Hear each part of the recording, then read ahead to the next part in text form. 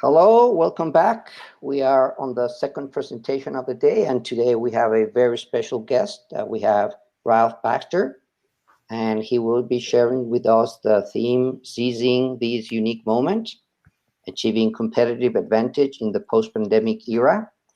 And this is Ralph's very short story. He engages across the legal ecosystems to modernize legal service.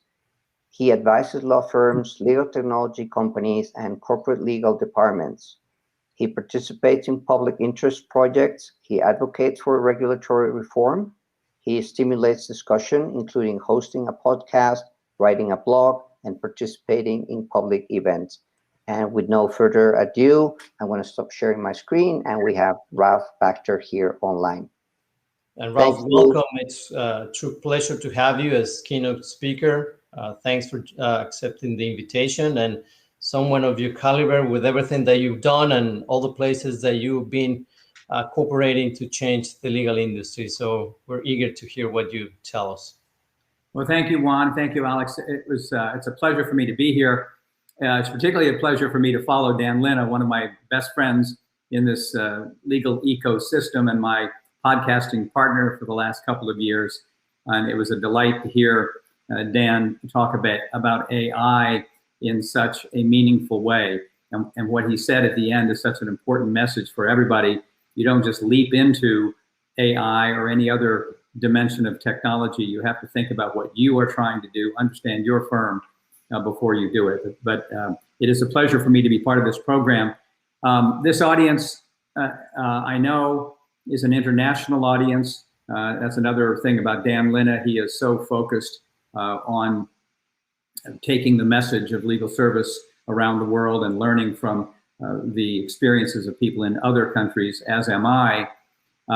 But because it's an international audience, many of you do not know me, and I need to tell you a couple of things about my background because it will affect what you think of what I'm going to say, what my perspective is.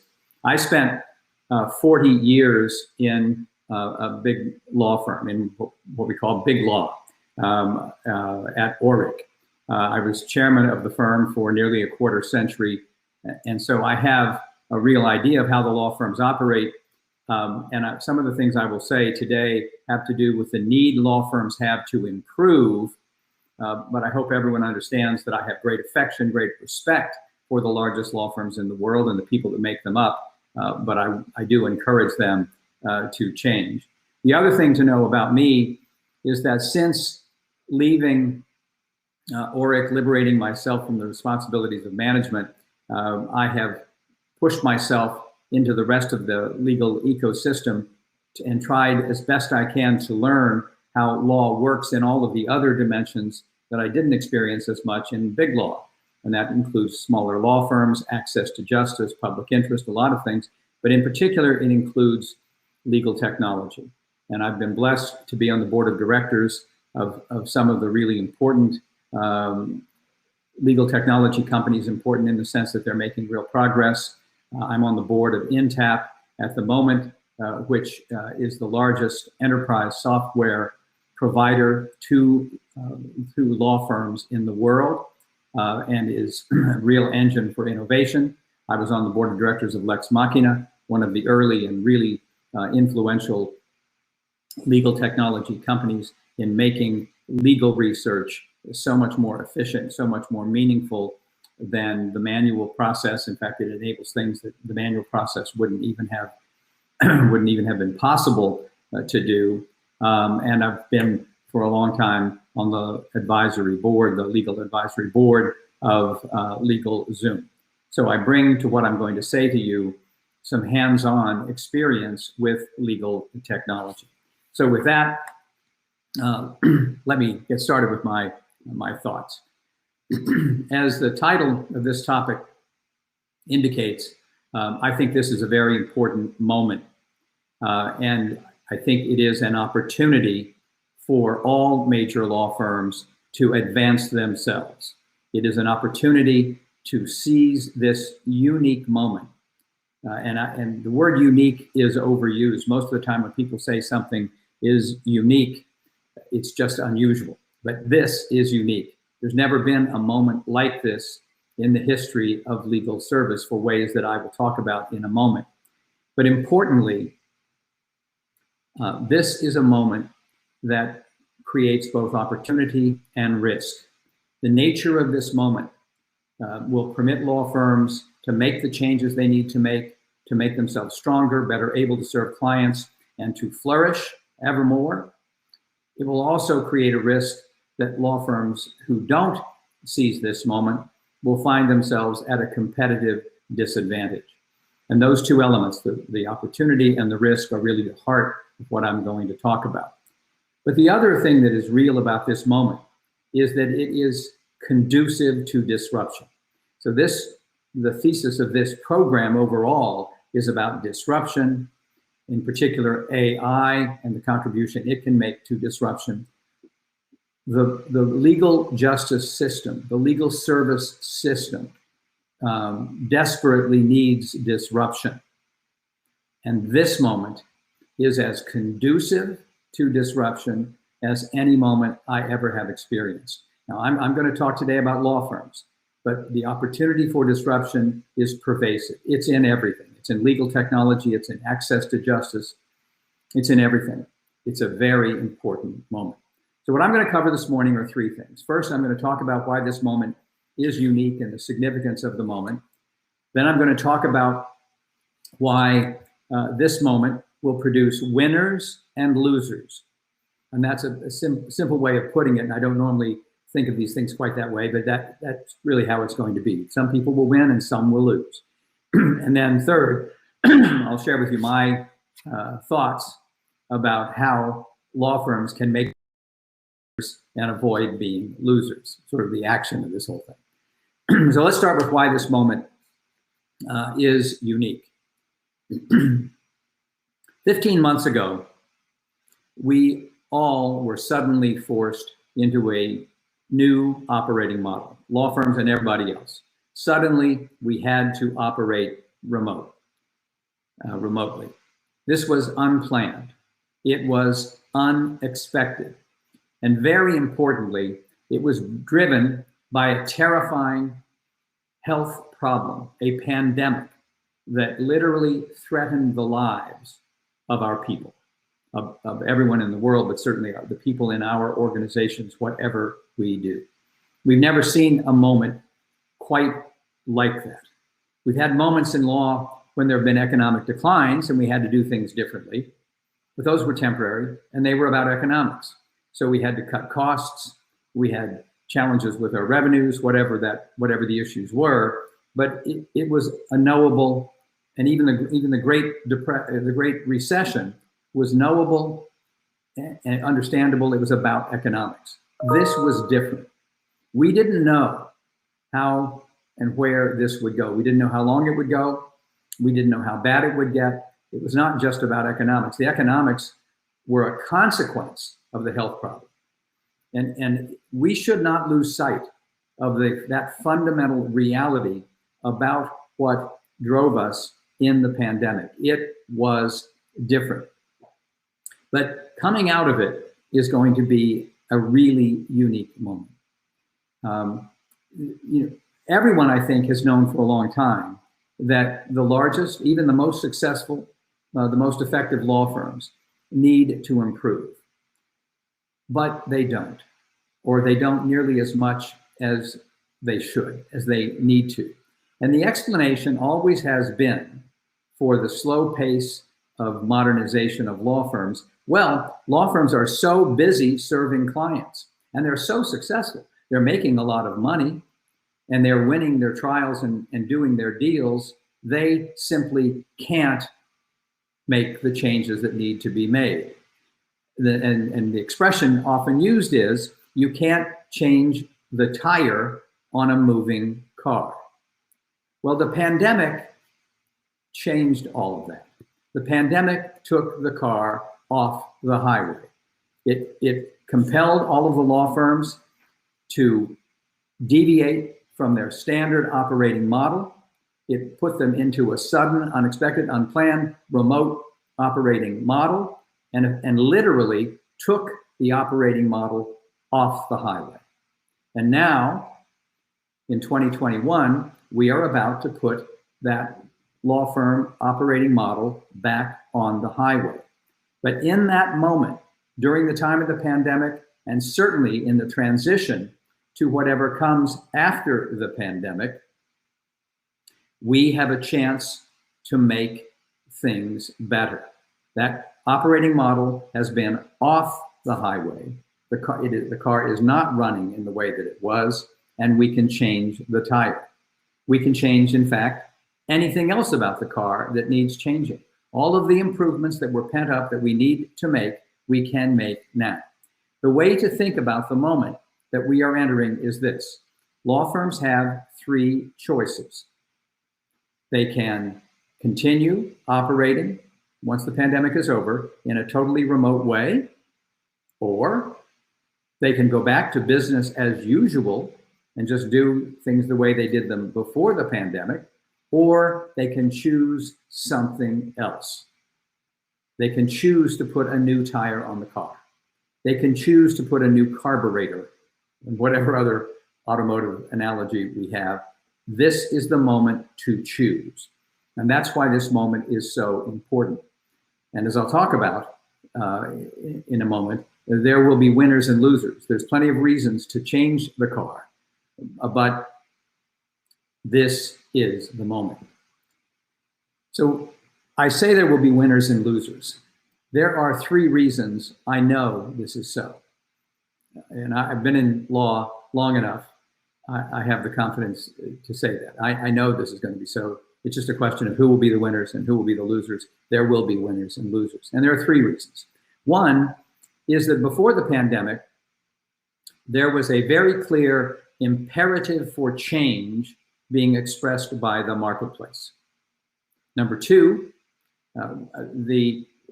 when we were in this pandemic all of these months, we learned a lot of important lessons that are conducive to making change, that will help us make change. And number three, when the pandemic really is over, the legal marketplace is going to be even more competitive, more demanding than it was before the pandemic. And for all those reasons, the firms that take this moment to make the changes that are needed are going to advance because the market will welcome them and reward them. And the firms that don't are going to be sanctioned because the market will be even more dissatisfied than they were before. So let's talk about the imperative for change. You know, people often in ways that aren't very helpful say, oh, the change is coming and the clients are dissatisfied and so on. And most of the time they're thinking in a very superficial way. Here's the real meat of the dissatisfaction. And I'm going to go into the depth of the details of the dissatisfaction because it's to these specific concerns that we need to respond, that the law firms need to respond. The starting place is this. Clients are not satisfied with the service they're getting, even from the greatest law firms, the most profitable, most successful law firms in the world. And the law firms have it within their power to change in ways that would address the client dissatisfaction. If it weren't for that second thing, this problem wouldn't be so great. But the clients know that the law firms can do better. The clients know the law firms are choosing not to do better because the status quo is working for them. So that's conceptually the heart of this dissatisfaction. So what are the clients upset about? What are they dissatisfied about? The superficial answer is, oh, they think it's too expensive. Lawyers cost too much. That's their concern. Well, it is part of their concern, but it's only part of it. And I don't think it's the most important part. Here are their concerns. They believe that the way legal service is delivered is too slow. It takes too long to get anything from your lawyer. Second, they think the whole way legal service is delivered, especially by the largest law firms, is opaque. They can't follow what's going on. They don't know what the status of things is day to day. They don't know who's doing what, how their costs are being run up, or anything else. Number three, and this may be the most important, they believe it is not responsive enough. It doesn't respond to what the clients are solving for. It doesn't respond to the business objective, if it's a business client, the business objective that caused the client to seek a lawyer to begin with. Instead, legal service from the law firms proceeds in the way that law firms like to do it. And law firms know that it works. So this is a merger, this is how we do it. This is a litigation, this is how we do it. Instead of proceeding in the context of what the client wants. Just toward the end of what Dan was saying in the first presentation, he talked about that before you adopt AI or think about legal technology, you have to be in touch with your clients and what they are trying to accomplish in using your legal service. And that's bedrock for Dan Linna. It's not bedrock for everybody in the legal ecosystem. And it needs to be, because that's what clients are dissatisfied with. An important observation about this point was made by Gillian Hadfield in some research she did several years ago. Gillian Hadfield, a famous lawyer, professor, economist from the University of Toronto, who said that this is a quality issue. When clients hire lawyers, they hire them to help them achieve an objective. That's why they hire them. And when the law firm doesn't help them crisply get to that objective, then it's not meeting the reason the client lawyer was hired. And so from an economist standpoint, that is a quality issue. And then the final issue is cost. And clients do think that lawyers cost too much. Now, this is not just talk. Clients are voting with their feet about their dissatisfaction. The most obvious way you can see it is in the development of these gigantic in-house legal departments. Commonly, legal departments in major corporations are larger than most law firms. The only reason that these corporates have created these gigantic cost centers is that they aren't happy with the service they're getting from private law firms. Like many things I'll talk about, it's as simple as that. It is like a neon sign on the front door of the major corporate legal department. We are not happy, so we're going to incur all this cost. It's not our core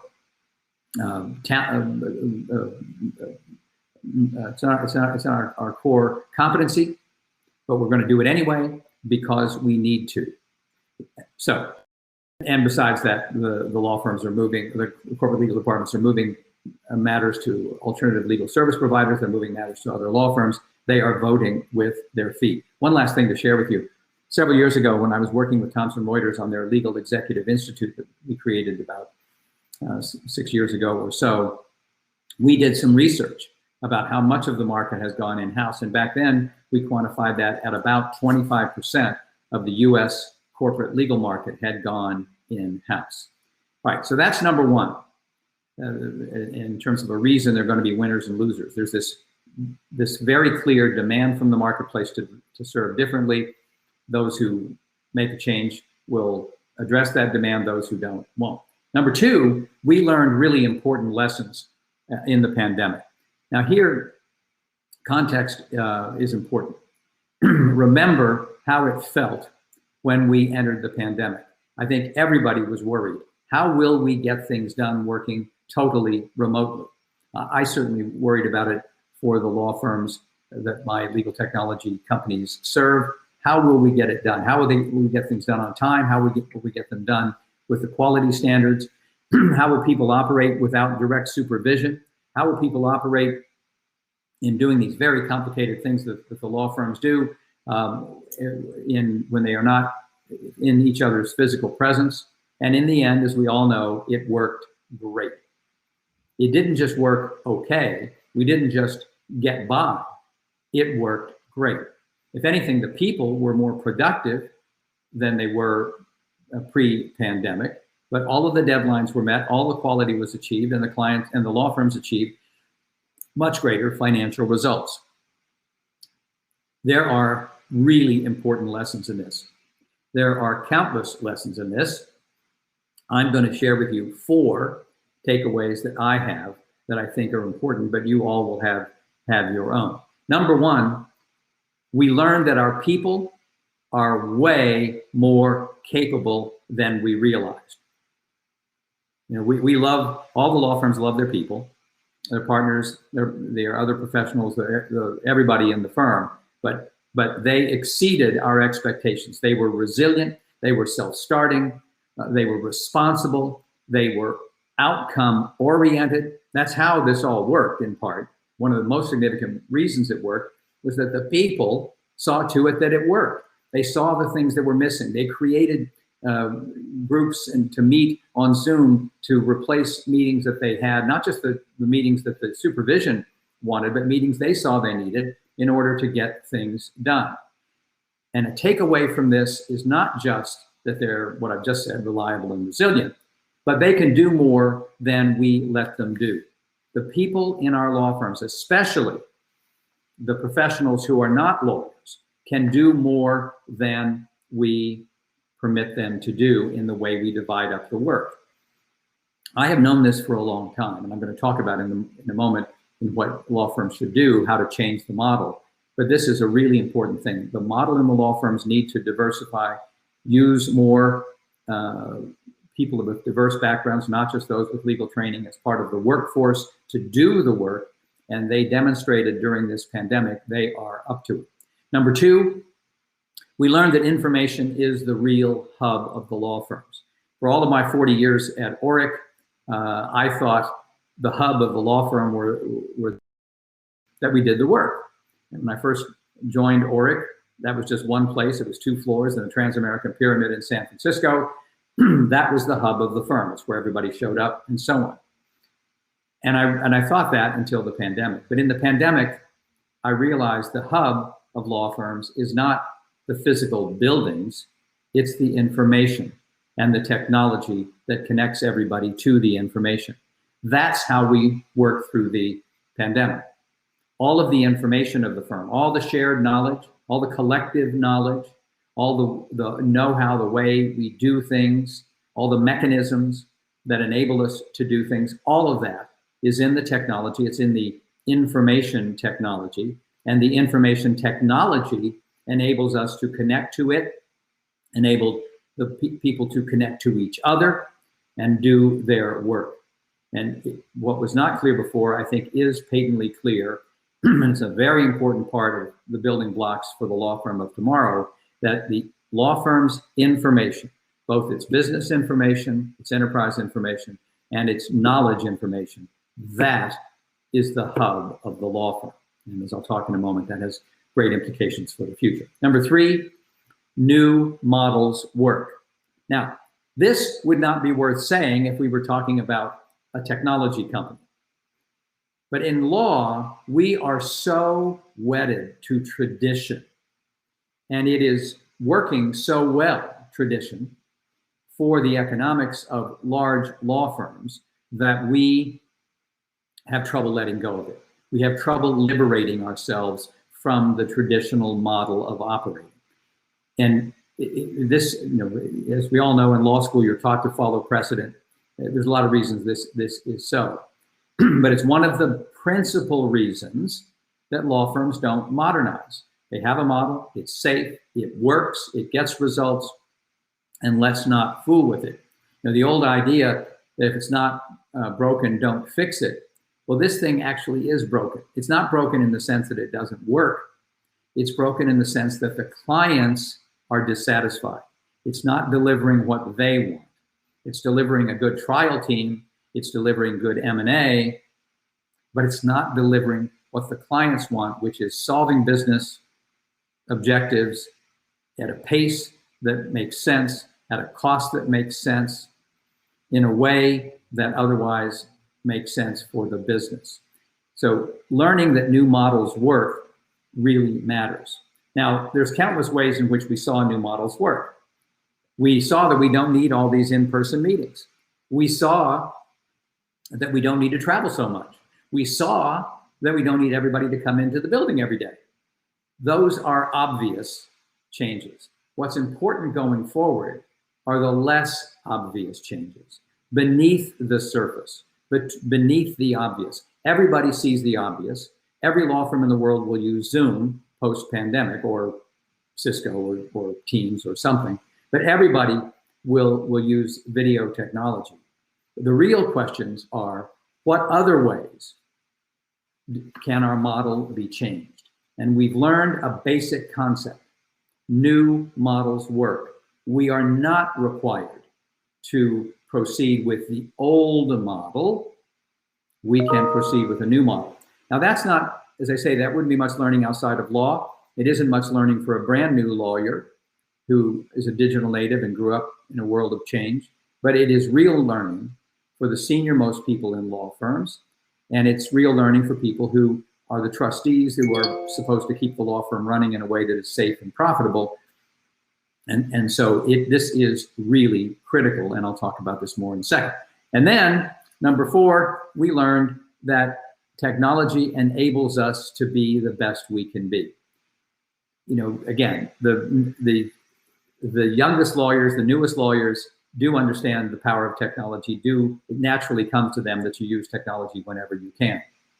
But the more senior lawyers, the people setting policy in the law firms, don't see it that way. And during this pandemic, they were affected. They were influenced by the experience. The skepticism toward technology has been reduced. The embrace of technology, even by the most senior people, has changed. And it is, as I said, with the other issues, it makes it more conducive, more likely that law firms will be able to make the changes that they need to make. Now, so far, the way we use technology in the pandemic has been basically information technology and video technology. The real work, as I'll talk about, is in using technology to do the work, but I believe the technology experience opened the gateway to that as well. And then the third point about why there will be winners and losers. This marketplace after the pandemic is going to be even more competitive than it was before. The reasons law departments were dissatisfied have not gone away. So that imperative continues. Okay. The imperative will be more intense because now the clients have seen all these lessons that I just talked about.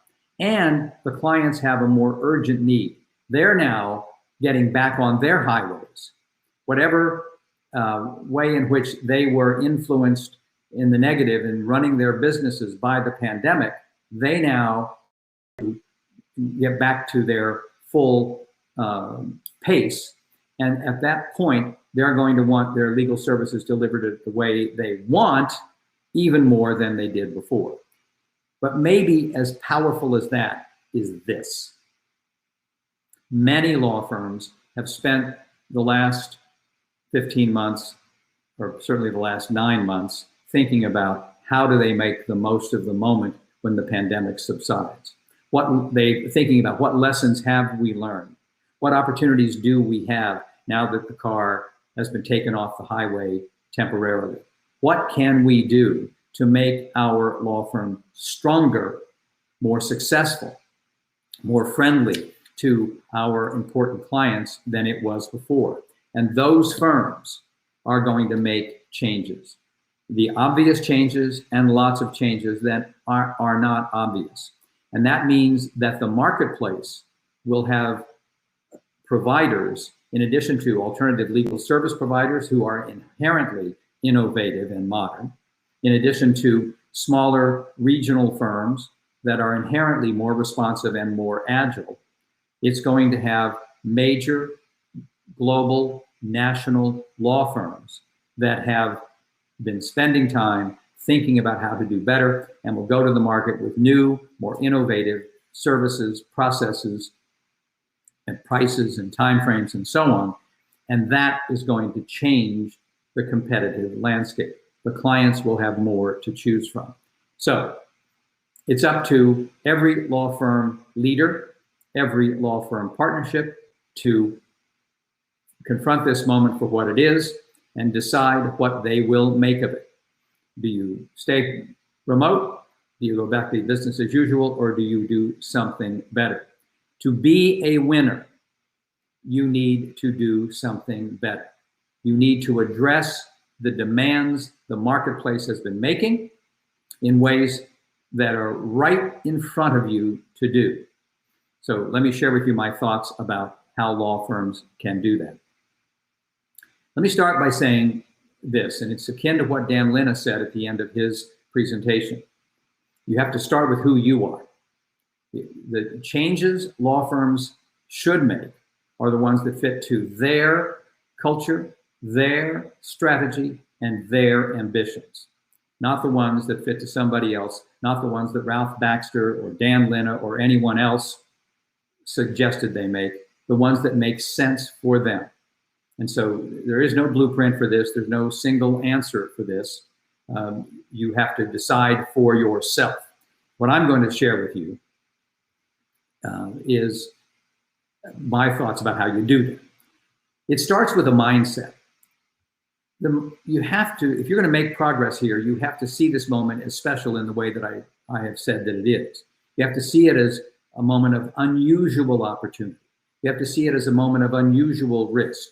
If you don't, you're not going to be motivated to do the hard work that is necessary to make the changes. You need also to liberate yourselves from traditional models. And this is a real problem. Most law firms don't. In the last 8 years, I have talked to far more law firm leaders than I ever have. When I was at Oric, I involved myself as much as I could in the ecosystem of big law, but I had a day job that was very consuming. Now I have more opportunity to talk to leaders across law firms, from medium-sized, small to large law firms. And I have an insight into how they think. And it's going to be hard to liberate themselves from the traditional models, but it's a critical step to get to where we need to get. All right, so now what do you do? Where are the action items? The biggest action item is in the operating model. The traditional law firm operating model is quite sound in terms of being able to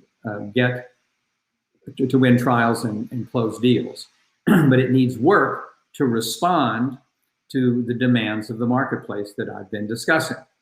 So for this purpose, I think of a law firm operating model, and the ways you might change it is falling into 4 basic dimensions. The service model, how you go about serving clients. The resource model, the resources that you assemble and deploy to serve clients. The financial model, how you think about the economics of your law practice. And the investment model, how you think about setting aside current income to invest in the future. The service model. This is the one that goes to the heart of the law firm, of the corporate legal department concern about responsiveness. The concern they have that the law firms are really not solving for what we are solving for. The business objective that brought us to the law firm, that concern can be addressed in the service model. At the beginning of most engagements, the traditional law firm finds out what's going on. Oh, you've been sued. And as soon as they know the basics, they are ready to go with their service model. When we have a lawsuit of this kind, this is what we do. It's tested, it's tried, it's true. We know how to do it. We need to shift from that mindset. The mindset of the service model needs to begin with, what are you solving for? Yes, you've got a dispute. We know how to do those. But in this dispute, what is your objective? And you need to know, what are the stakes? What is at stake for you? Sometimes it's financial, but sometimes it's something else. It's reputation, it's liberty, it's something else. What is your objective? What are the stakes? And then, and here's the heart of it, and then construct a way to do that matter that will address the client's objective, not the law firm's, the client's objective, and will do it in a way that is appropriate, is reasonable, given the stakes. That will be as fast as it needs to be, and that will be as cost effective as it needs to be, given the stakes. The more that's at stake, the more expense is justified. The less that's at stake, the less is justified. The circumstances will tell you what timing is appropriate and reasonable. That is a big change in the way law firms think, and I think all law firms need to orient themselves in that way. That's the service model. Now, I said something quickly there that is actually quite complicated. Design a service model that is optimal in light of the objectives and the stakes. An optimal service model requires you to have more resources than the traditional law firm model has. Different resources, not really more, different resources. The traditional law firm model resources are very narrow and very expensive. They're almost all lawyers who have spent a lot of time and money getting educated, becoming a lawyer, and so they are very expensive. And the law firms have made it worse by creating, I believe unnecessarily, but creating a market in which new lawyers are paid an enormous amount of money, at least in the major city US law firm market, and partners are paid millions and millions of dollars. So the people that do the work are very expensive, and they're very narrow. The very narrow part is something that traditionally we haven't paid any attention to. All of the lawyers are trained the same way. They start with the same kind of motivation and psychology. That's why they went to law school and not business school or engineering school or something else. They think in a certain way. To create optimal service models and to execute optimal service models, you need more diverse thinking than that. And you need less expensive resources than lawyers. And so for those reasons, law firms need to rethink their resource model. They need to have more of the people who do the work who are not lawyers by training, so they have a more diverse perspective and they aren't so expensive. And so they need to be engineers, people with engineering backgrounds, accounting backgrounds, liberal arts backgrounds, fine arts backgrounds. The great author Dan Pink said years ago that the MFA, the Master in Fine Arts, is the new MBA, and there's something to that. So you need a more diverse set of human beings in your resource model, and of course you need way more technology. And here's where it isn't just information technology, although as I'll talk about in a moment, you need a lot more of that. You need technology that actually does the work. And we've seen some examples already. We've seen e-discovery technology. We've seen legal research technology and some other examples, but there needs to be much more. The technology has become not only much more powerful, it's become much more capable. It can do more and more and more. And if the marketplace will adapt, if the marketplace is more welcoming to technology that will do the work, then you will, there'll be more of a market for legal technology and there will be more legal technology. That's how markets work. It's a lot of people who think about investing in legal technology are hesitant because they believe law firms are too conservative to adopt it. That's a real dynamic in the capital markets funding legal technology.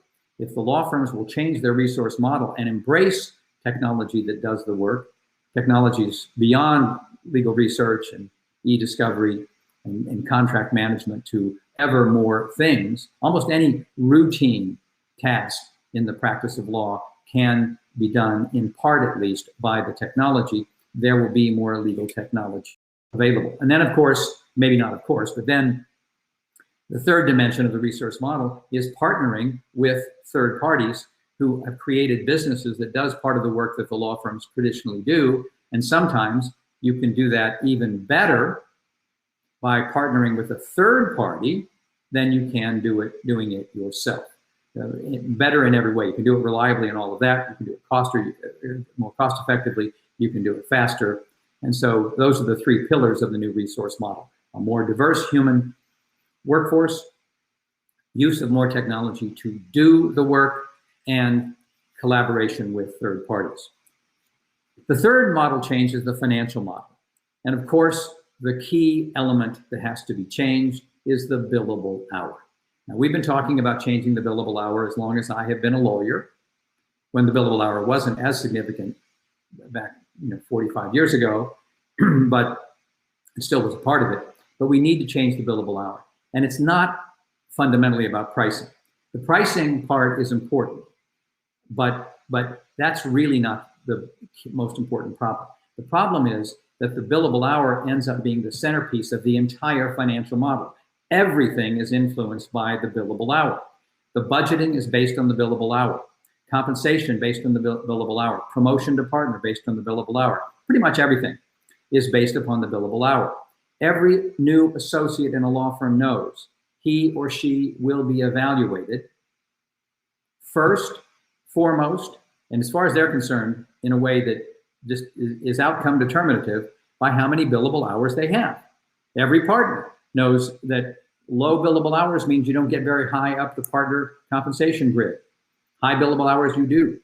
High billable hours and high revenues that you can claim responsibility for are the way you get to be the most successful partner, which means that the incentive system for every associate and every partner is organized to make the law firm as expensive as it possibly can be.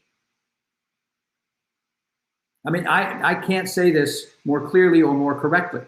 The entire financial system is designed not for the purpose, but with the outcome that it makes the law firms as expensive as they possibly can be. It also makes them as slow as they possibly can be. It also disincentivizes people from making choices that would be innovative. The clearest example, it's a common one, someone approaches a law firm with a new legal technology, like Lex Machina. This will do research that might not even be possible to do manually, but if it were to be done manually, it will take hundreds of hours and cost hundreds of thousands of dollars. This can do it in seconds for the simple price of a subscription to the system. Law firms resist solutions like that because it will hurt their revenues. It will diminish the amount of work they have for all of those associates they've made commitments to. It will diminish their need for all that space they have leased, because it's the financial model. So the billable hour is much more of a problem than just pricing. It is something that impedes progress by the law firms. It makes it hard for them to get to a better day.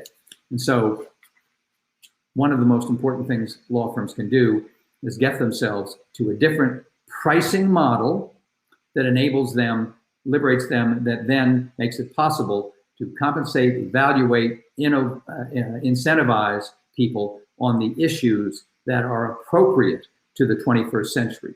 Serving clients better, serving them faster, serving them more responsibly, and not just serving them with the most possible hours. And then finally, the investment model. The changes that are necessary to change the model in the ways that I've talked about. Optimizing the service model, diversifying the resource model, changing the financial model. That's going to require experimentation. It's going to require new tools, technology tools and others, and that's going to require investment. So law firms need to have as part of their operating model an idea that every year we will set aside a concrete amount of money, a percentage of our revenues, for example, or something. Set it aside as money we will not distribute to the partners, but instead we will invest in experiments that we do that don't yield revenue in the short term, new technologies we buy, expenses to install the technology. We will invest in those things to make ourselves stronger for the future. All right, that's the key set of changes to make law firms stronger for the future. Changing your operating model in those ways as appropriate to your culture, your strategy, and your ambitions. Now, let me quickly tick off a few more that I think people need to think about that derive from the pandemic. And by the way, the gateways for all of those model changes that I talked about, you can see gateways to all of them in the lessons from the pandemic. So here are a few more. One is getting your information hub in order.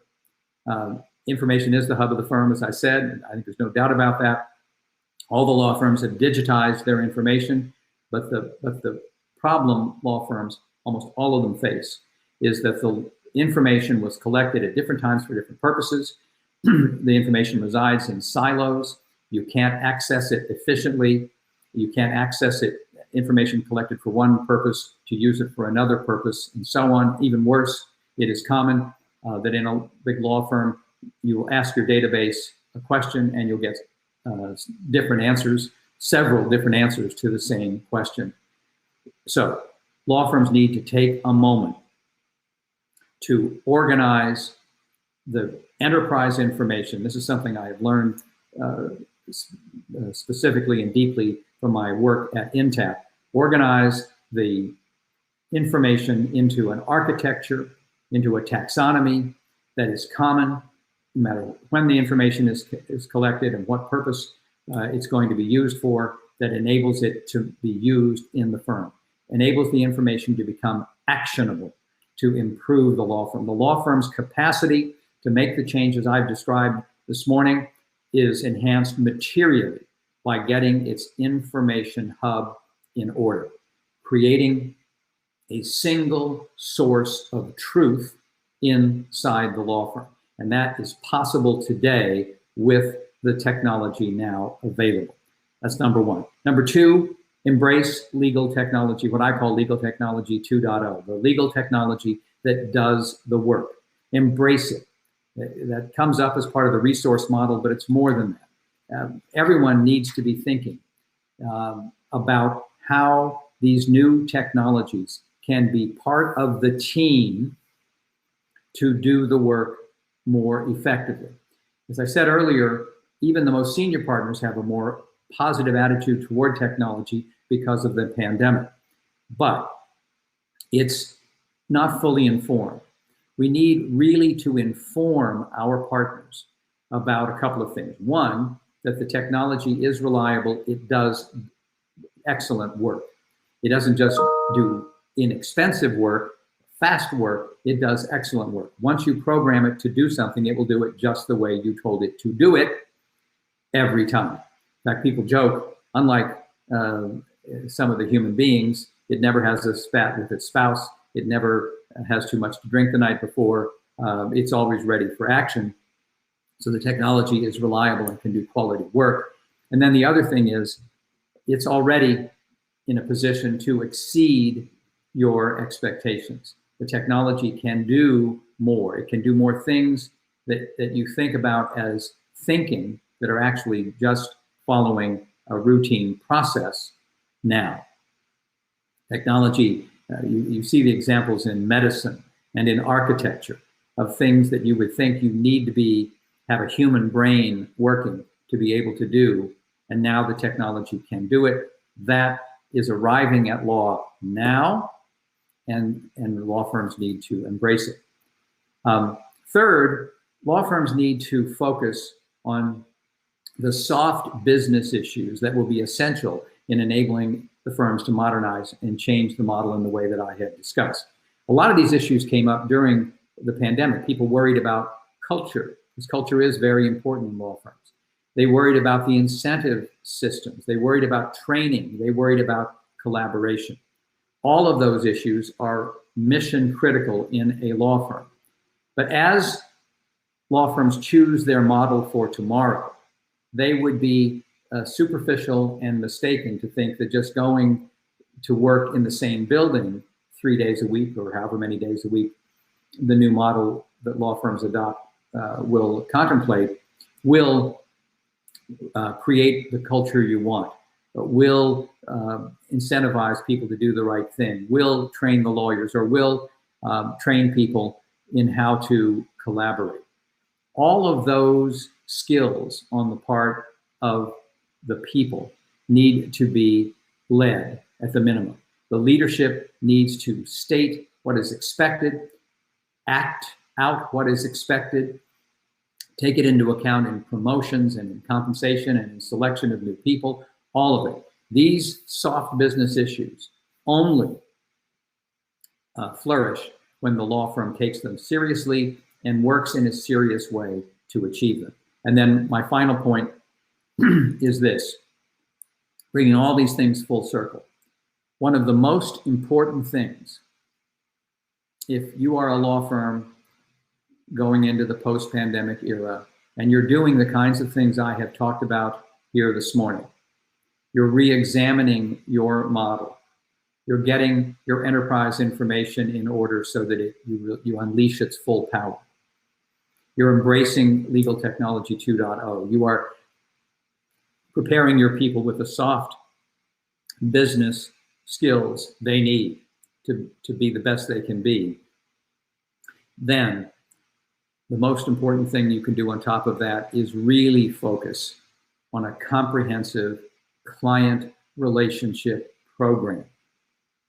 Not just a business development program, not just a marketing program, but a program to build ever deeper, more meaningful, mutual relationships between you and your significant clients.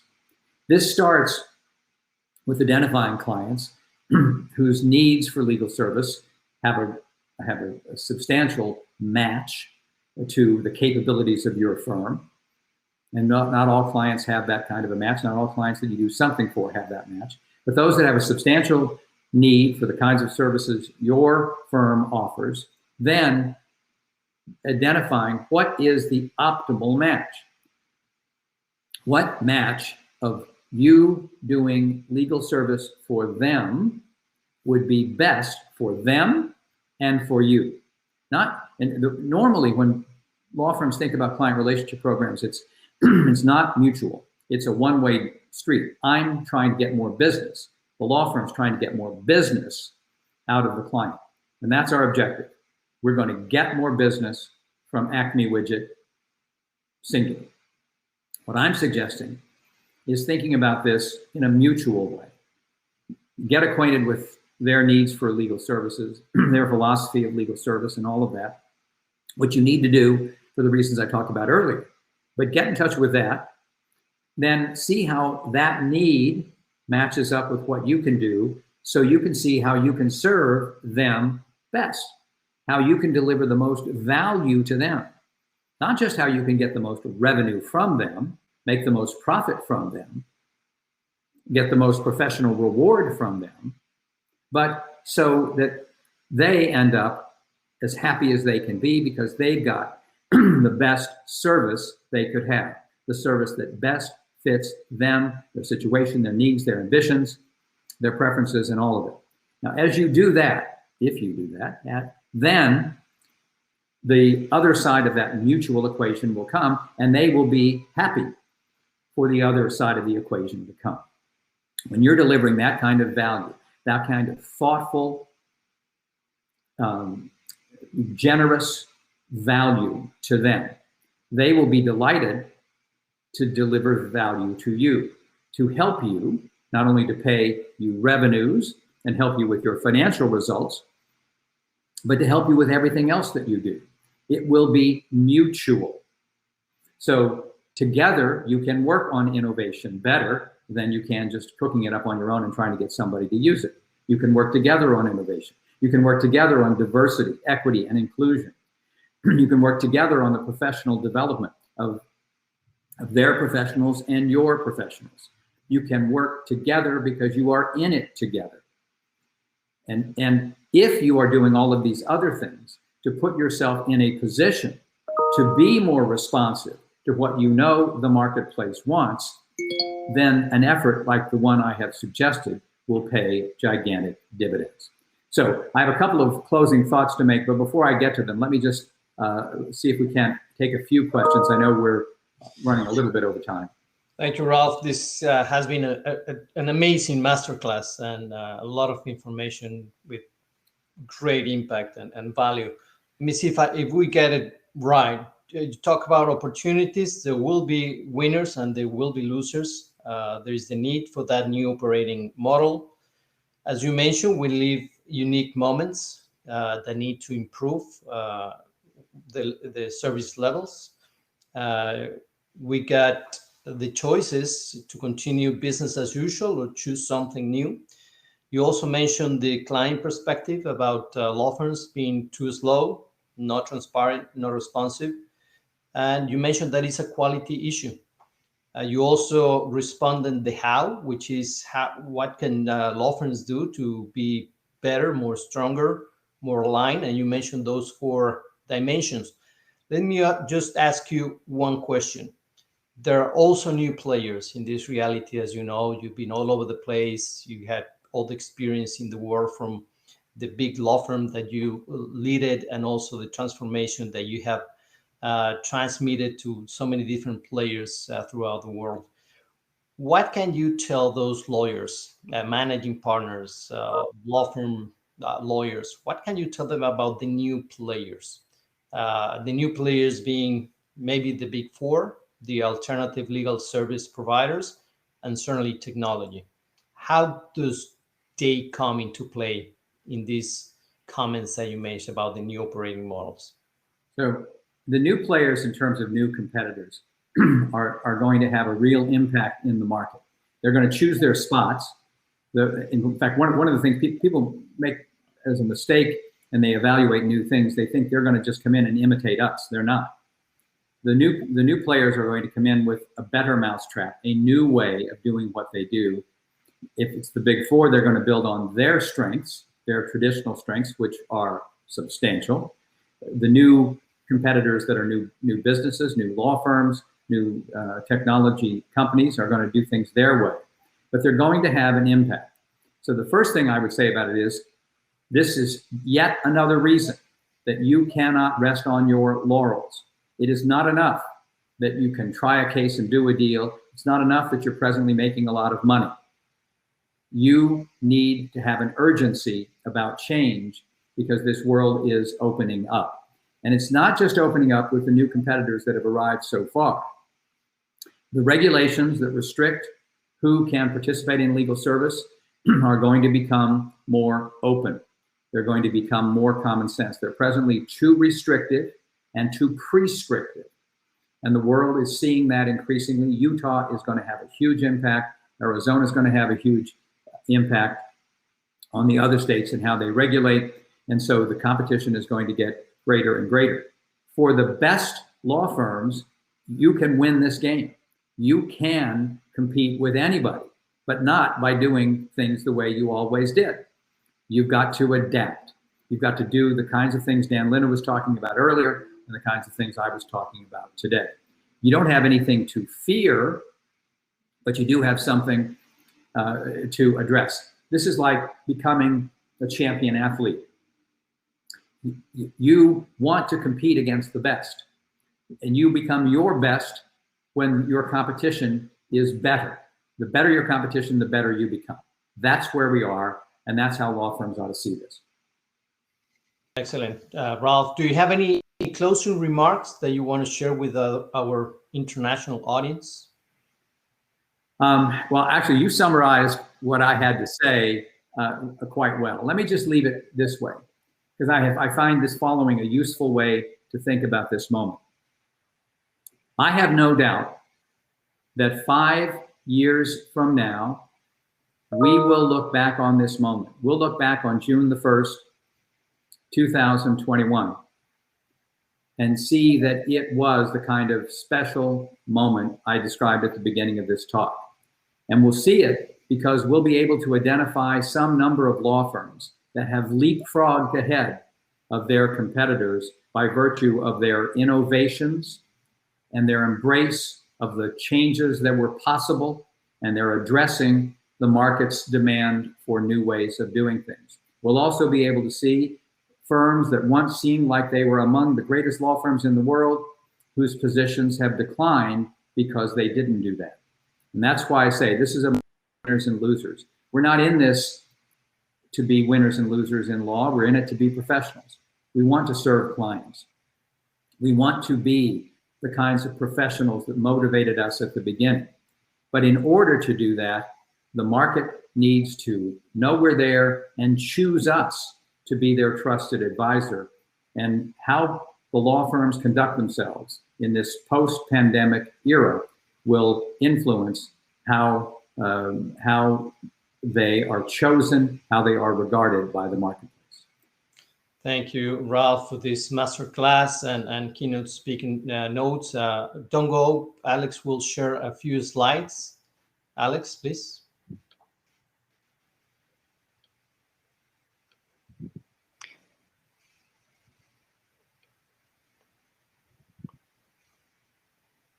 Yes, thank you very much, Ralph. And I have been made aware that this slide didn't show up at the beginning. And although not needed for your amazing, priceless lecture on this wealth of information, I think that it is important for all our audience to go back, although you mentioned it, but I just want to reiterate some of your roles, which are quite amazing. And you're definitely a rock star in the law industry.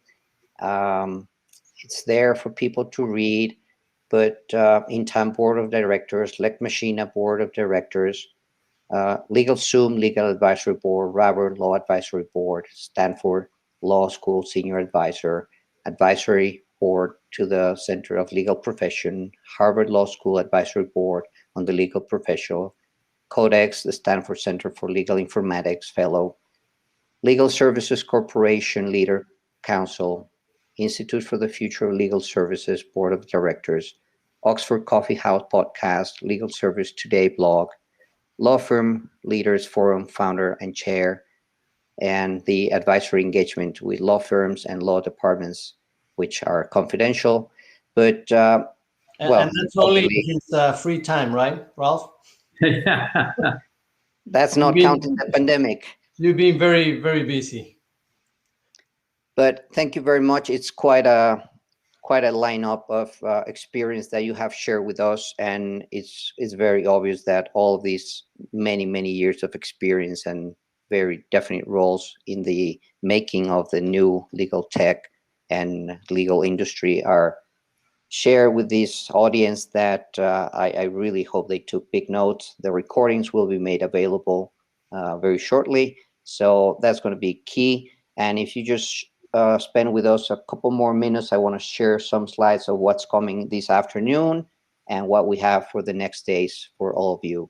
So our next sessions begin in 3 hours, 1 p.m. Central Time, and then the next one at 2 p.m. Central Time. We have Future Laws, Jay and Joe. Then we have Jacqueline Schaffer and Jim. And then it is only fair to share the many media partners, Foro Jurídico, iCrowd Newswire, Lex Latin, the Latin American lawyer, Iberian lawyer, Inhouse community, Latin lawyer, Abogacía, Derecho Práctico, Legal Business World, Leaders League, Líder Legal, and our support organizations, many universities, many chambers, industry associations, schools, and we do have a most sincere gratitude for all these people that are helping us make sure that the majority of people are being able to have exposure to such speakers like yourself, Ralph, and Dan, and all the other setup that we have. And please visit our booths. We have some of our sponsors that have put up some information which is very valuable for them to share with you. And also on our Logistic and Lowit booth, you can download for free our latest ebook, which is called The Future of Opportunity. We have more than 30 articles which are brand new. They're from also very good leaders in the industry, and it talks about the future of opportunity, which is now. And then we do have another legal tech competition, Latin America, that we're going to talk about that later. This is very important, especially for the Latin audience. Lex Latin, Derecho Práctico, and Foro Jurídico, they have been preparing printouts and digital files of ebooks that talk about the Mexican and the Latin American legal tech radar and the map. So they're available. They have made quite an effort to put it in black and white for people to understand how these changes are happening now. And just a word of wisdom, law without justice is a wound without a cure. William Scott Downey. And again, thank you for our support from these amazing sponsors. I manage Logistic, Net Documents, Hogan Lovel, Esija, Geniusoft, Deloitte Legal, Thomson Reuters, and Lexsoft. And with no further ado, we'll let you go for some work and to just make some notes, get the proper notes and actions to be made after these amazing speaks today with Dan and Ralph, and we'll see you in a couple hours. So thank you very much, Ralph. Pleasure having you, and thanks everyone for connecting with us.